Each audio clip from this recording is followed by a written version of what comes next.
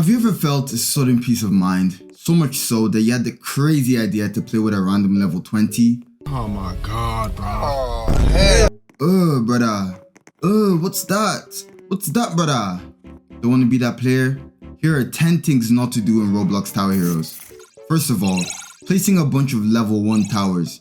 Bro, they're not going to do any more damage than just upgrading one of them. You're just taking up more space for your teammates when chances are your placement skills are doo doo water.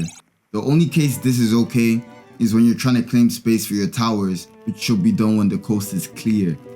Number 2, maxing out Spectre on early waves. Bro, you've got 20 mana to your name and you're increasing the cost of everyone's towers just because they'll deal more damage? The damage buff isn't needed that early. Just max out your towers first if that's what you're looking for. Otherwise, by the time you reach the boss wave, you'll have a bunch of level trees begging for fatherly support. But you can't do anything because you're cooked, you're broke. The only time you'll ever need Spectre maxed out early is if you're using Discount Dog at the same time. In that case, it's perfectly okay. Number 3, placing maikis right beside each other. Oh my god. If you don't know how maiki works, look it up. The poison doesn't stack. Yeah, that's basically it. It's so simple, I don't know why people still do this. And placing more maikis than you need is not any better. I don't know why some of you are sniggering in the corner. Number 4, basically the same thing.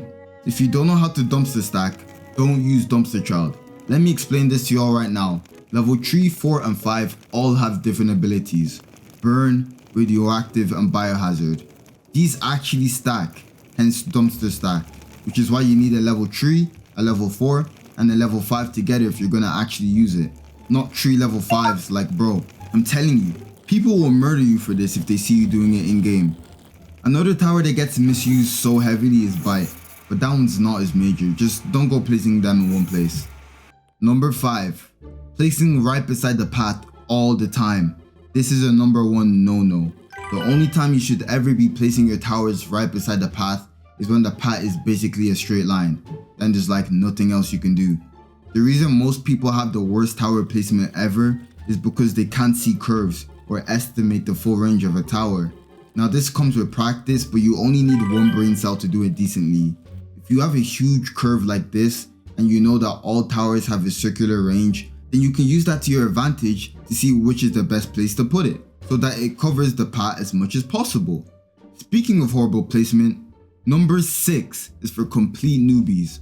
Under no circumstances should you ever place a ranged tower right beside the enemy spawn. I see this so much. I don't even do this with Yasuke or Chef because if they're getting a balloon pal buff, their range is actually going to be pretty decent. I think the rule for this should be whatever you want to place, whether it's Maiki, Bite, or Lemonade Cat, considering he does so much damage, just take a few steps back before placing it. They'll end up being able to hit enemies 2 times more if half their range isn't being wasted. Hey, if you're using something like Branch, go all the way back, my friend. Go all the way back. Number 7, placing Lemonade Cat literally anywhere near the path. I see this happening so much more than it should be. I don't care what your excuse is. Unless you're using Discount Dog, that Lemonade Cat should be on a completely different island.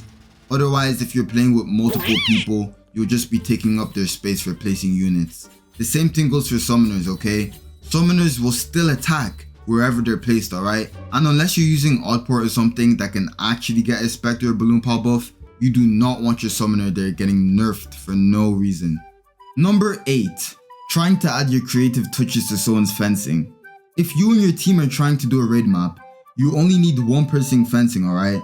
So that person can delete or upgrade fences however they need to. It's a very simple thing to do to send the person fencing mana, or what's more, you can actually upgrade their fences for them, so no need to go complicating the whole thing. It's also better that way so that if the fencing is the reason you lost the game, you know who to blame. Number 9, waiting for 6 players before you start your game. Guys, I get it, the map is new, you have no clue what to do, but adding another 5 confused players is not going to help, especially if the map is actually difficult. Then there's such a thing as too many players. The only time I ever play with max players is when I'm willing to argue, or when I'm trying to fit all my friends in the same thing. Although the maps we play in, we've done a million times over, so we know 6 players isn't going to change anything. Alright, last but not least, number 10. Arguing with people way higher level than you. Guys, unless you reach the gold in Tower Heroes, I want you to listen and learn when higher level people are trying to get a map done. I know there's some level 100s that are like 10 years old, but the ones who have enough brain cells to actually communicate with you are freaking smart. Like bro, worst case scenario, you've watched the tutorial and he hasn't. So communicate that with them and everything should be fine. The worst pain for other players is when they're trying to help you fix your mistakes and you just ignore them and act like you know better because you don't. You don't, please. Anyway guys, that's gonna be it for today. Hope y'all enjoyed and I'll see y'all in the next one. Peace!